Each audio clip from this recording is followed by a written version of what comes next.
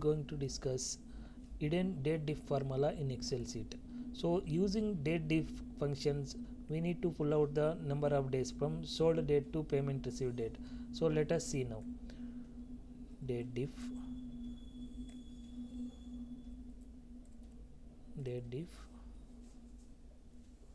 open parenthesis and select the sold date and select the payment received date with a double quotation, put D for it is like the symbol it is using for to get the days. So now we will just press the enter, so we'll be getting the dates. The similar way to get the months, the same formula I copied here, I pasted over, just I'm changing here inside of D, just I'm putting M over here, so we'll be getting the number of months. The same way to get the years, similar, just I'm copying that formula and pasting over here,